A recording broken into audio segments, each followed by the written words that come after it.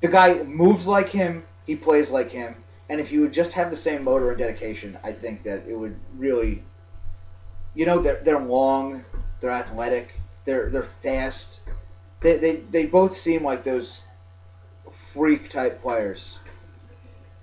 Okay, last thing about the defense though. If you can convince me about this, I'll feel better about the Jets' chances. So, at safety, last couple years, I think Jim Leonard fits the mold of the guy who would be naturally overrated. He's like short, hardworking, likable, blue collar, white guy. You're going for he's a scrappy white guy. Yeah, he's David Eckstein. Yeah, scrappy. Like fans eat up scrappy white guys and just love them, and so because of that, they tend to get overrated. But what I noticed the last couple years is defense. I think maybe it was just coincident, but there was a noticeable downturn. I thought both in the last 2 years when he gets hurt.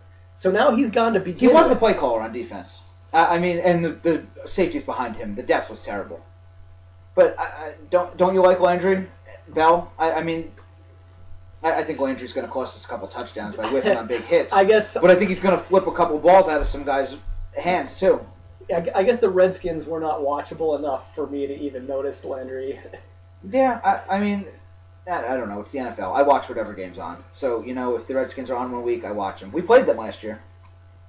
You must have watched that game. We played him. Did Landry do anything then? He might have been hurt by then, to be honest with you.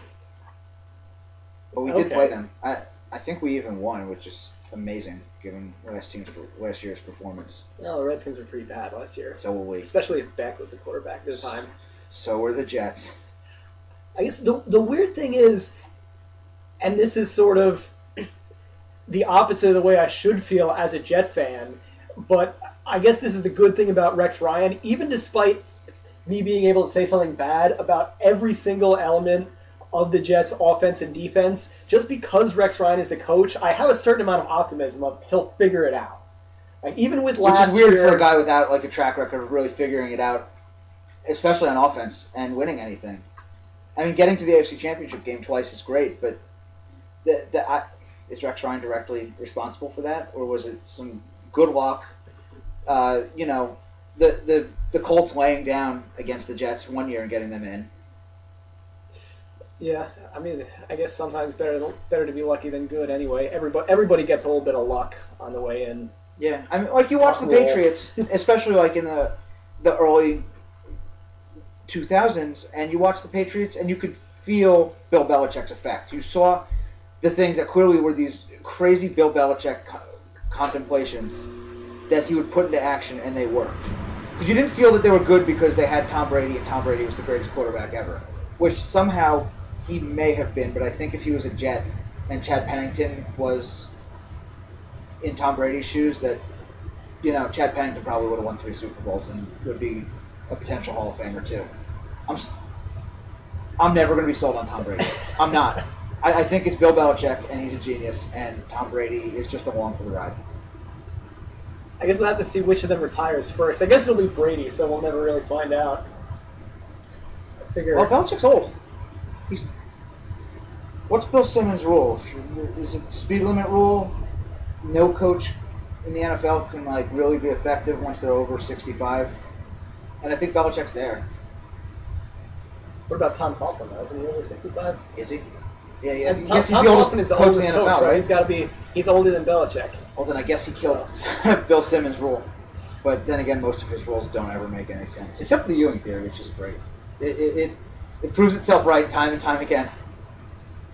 Before we finish up, what should we end with? You want to give a prediction on what are the Jets going to go this year? What is their record going to be? Honestly, you're asking the wrong person, because I'm going to say 10-6 or 11-5 every year, just because I look at the Jets and then I look at the Patriots, and I don't see any reason that we should be losing to them twice a year. I don't see any reason we should lose to them once a year. They'll score points, but we have a good defense, and we've stopped them before. We beat them in the playoffs. I think the Jets go 11-5, win the division. All right, I think if I have to go with, if I'm trying to be objective about it, you're going to say 8-8. I'm thinking 8-8, but I'm not objective. But I can't be rational about the New York Jets. It's impossible it's impossible to really be objective about it because I think I'm trying to pull back all my emotions about it and say they're going to be 8-8. But really, I think my emotions are right. Like they're going to go 11-5. That's what I really think. Right? I mean, I don't know. I think that you have a defense that's good enough to be a 500 team no matter what. Because you watch the Ravens do it for years.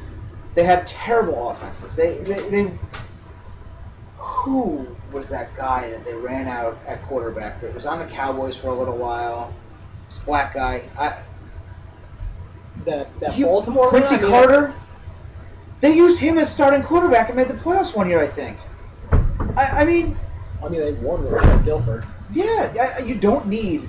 Everybody says, "Oh, it's such a pass-happy NFL, so you can't win playing the jet style." You know what? They made it to the AFC Championship game playing the same style twice. They have a defense specifically geared towards shutting down the pass. They have the single most valuable anti-passing weapon maybe in the history of the NFL. Why can't they stop these passing teams? Why can't they beat the Patriots? Are you scared of Brandon Lloyd? Wes Welker's getting older. He's getting slower, and he dropped an easy pass that cost his team the Super Bowl. Am I scared of Wes Welker? Not really. I also think there's got to be a little bit of or possibly a lot of regression actually with Rob Gronkowski. Like I just don't see the. Maybe it's a little bit of him being overexposed, and that's like affecting my perception of it. But I just don't see like. Everybody's had an entire offseason after watching him to plan for exactly what to do when they play Rob Gronkowski. If you have to double team him. Like I said, are you scared of Brandon Lloyd beating you downfield? Can't you play that guy man to man? And I don't know. I would say the other thing is you get a guy like Rob Gronkowski, and if you're anybody that makes a living catching a football, not necessarily running a football, but if what you get paid to do in life is catch a football, your touchdowns are sporadic. That you can put up the same 100 catches, 1,200 yards a season, and not necessarily catch 17 touchdowns. It's like RBIs. It's the luck of having somebody on base when you get a hit. It's a product of the people around you. You're going to get your catches. If you happen to catch some that are down in the red zone and in the end zone, that's great, but you can't force that. You can't force any defensive coordinator who doesn't know that when you get down to the red zone against the Patriots that they're looking right at Rob Gronkowski should be fired immediately and maybe drug into the street and shot. You got to plan for that guy, and if somebody else beats you, they beat you.